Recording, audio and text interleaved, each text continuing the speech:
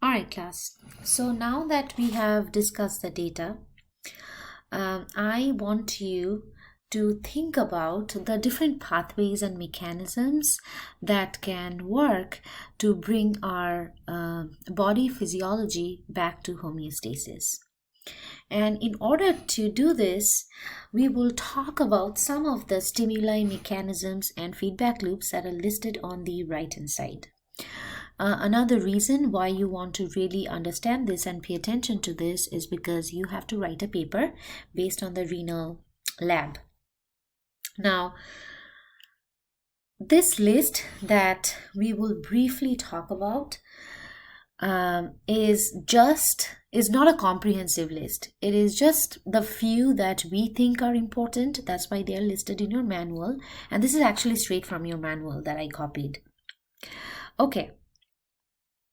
So here I will guide you towards the right direction, and I want you to think like a scientist, and you will do background research, and you will actually decide which of these are important for you for your experimental drink and which are not. Okay, I will not be holding hands and walk you through the entire process. No, I'm not going to do that.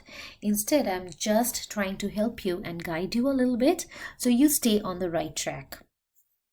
Okay, now for the paper, you can pick any experimental drink. You can pick 1 liter of water, you can pick caffeine, you can pick anything that you find interesting. And we will talk about the paper a little later, but before that, let's talk a little bit about the stimuli and mechanisms and feedback loops. All right, so talking about the stimuli, the first one is talking about increased blood volume. Now, the only thing that can increase blood volume is if you drink a lot of water or a lot of fluid. So in your case, drinking 1 liter of water will definitely increase blood volume. And as we know from lecture on cardiovascular system, if there is increase in blood volume, that also results in increase in blood pressure, right? Okay. Blood pressure can also be increased if you eat or drink a lot of salt. Increased osmolarity can take place if you eat or drink salty stuff. That can lead to increased osmolarity. Similarly, drinking lots of water can actually decrease osmolarity a little bit. pH, well, if you drink something basic, there will be increase in blood pH. If you drink something acidic, there will be decrease in blood pH. Diuretics, know that diuretics is something that increase your urinary output. For example, coffee. If you drink caffeine, then that will work as a diuretic. If you drink a lot of sugary drink, right, that will increase blood glucose level. And increase in atrial stretch, that is triggered by increase in blood pressure or blood volume. And we actually talked a little bit about this during my cardiovascular lecture when we talked about hypertension. There is a specific video posted in the lecture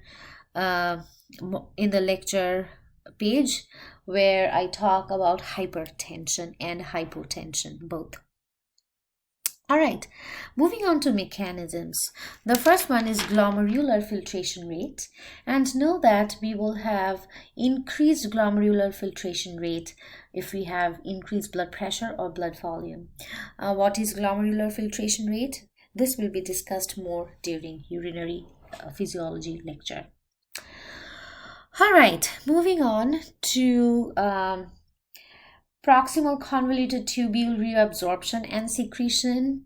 Honestly, it actually depends on how much water you drink and how much salt you intake. But to be very honest, that doesn't vary too much. Same with the loop of Henle. I want you to talk about these a little bit in your paper, but don't stress too much on these 2 things, proximal convoluted tubule and loop of Henle. However, when you move on to the distal convoluted tubule and collecting duct, these are really important for water and salt regulation. If you recall from the renal compensation of cardiovascular system lecture, we did mention that aldosterone is a hormone that is released from the adrenal cortex, which works on the distal convoluted tubule to retain salt.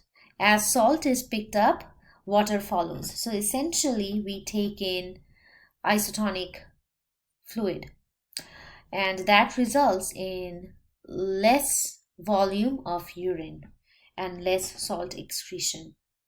There is a hormone called antidiuretic hormone, also known as vasopressin. This is released from the posterior pituitary when we are dehydrated. And ADH mainly works on the collecting duct and helps us to retain water and water only. All right, more of these to be discussed during the urinary system lecture. All right, so moving on to the buffer system.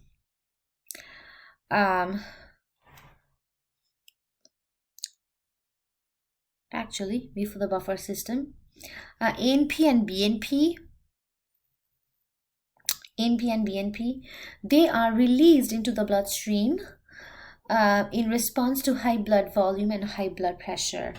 Both these, ANP and BNP, these are proteins that help to decrease blood sodium level and decrease blood volume eventually. They both inhibit the aldosterone and antidiuretic hormone, and also they inhibit the angiotensin 2. Again, for ANP, I really recommend you go over my video from the hypertension that is posted under cardiovascular lecture. Okay. All right, anything else? A few other things. Type A intercalated cells and type B intercalated cells, these are specifically found in the kidneys, and the type A regulate acid balance, type B regulate base balance, or base balance. Okay. All right. All right, class. So moving on to feedback loops. We did talk about the ADH and aldosterone a little bit. Also, I talked about the ANP and BNP. Renin-angiotensin pathway, the RAS pathway, was explained really well in my lecture video on the cardiovascular system, where we talked about how low blood pressure triggers the juxtaglomerular cells to release renin. Renin then goes to the liver and converts angiotensinogen to angiotensin 1, which then goes to the lungs and gets converted to angiotensin 2 by an enzyme called ACE. Angiotensin 2 then works on the hypothalamus to trigger the thirst center. Then it also works on the posterior pituitary to release ADH. It works on the adrenal gland to release aldosterone, and it also acts on the blood vessel to cause vasoconstriction. So we talked about all these scenarios, and I really want you to go back and review that lecture part. All right, we also talked about the baroreceptor reflex for both hypo and hypertension, so please review those. And then in the respiratory system, we talked about how pH is regulated by hypoventilation and hyperventilation. All right. So honestly, class, you are responsible for kind of understanding these feedback loops, how these things work, and kind of put it all together to write your paper. All right, now, so this slide talks about some recommended readings and YouTube video links. If you want to read more about these feedback loops, we recommend you read chapter 25 and chapter 26 of your textbook that clearly explain some of these feedback loops. If you are reading a different textbook, you will find these in chapters that are related to urinary system, respiratory system, or acid-base balance. The first two, and then there are a few video links that I have posted. The first two talk about the general feedback loops and kidney structure, stuff like that. But then there are some specific videos that talk about the renin-angiotensin pathway and the ADH aldosterone ANP pathways. So I highly recommend watching the specific videos that will help you for writing your project or paper. All right, so based on the data that you gathered from today's experimental drink lab, you will do a pre-lab and a post-lab, and this is due on the 30th of this month. The pre-lab and the post-lab are slightly different than what you have been doing. This is not a quiz. And not all questions will be multiple choice for the pre-lab. There will be 4 questions based on your understanding of the experiment, and you will be asked to choose an experimental drink, and based on your understanding, you will generate a hypothesis which will be an if-then statement. So the pre-lab will be posted by tomorrow morning. When you have time, please take a look. Again, you have about 2 weeks to work on it, so you have enough time. The post-lab, I also copied the post-lab assignment here. For the post-lab, based on the experimental drink that you choose, you will make a graph. You will work on a variable. For example, let's say you are looking at urine volume, right? So that is the variable you are working on. So what you will do is you will make a graph comparing your urine volume when you drink your control drink versus experimental drink. When you do the graph, make sure to label the x-axis, y-axis.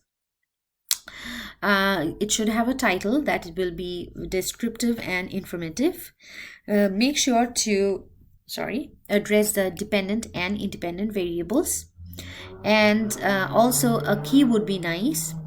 You would preferably make a line graph to keep things simple, and remember to add a caption to each figure. All right, and then this is a post-lab. You will post the post-lab on Canvas, and I will read the answers. However, they are designed in a way that based on your, if you just answer these, you will get full credit. All right, so moving on to how to write a paper for the urine analysis project. I'll start with a new video and then go from there.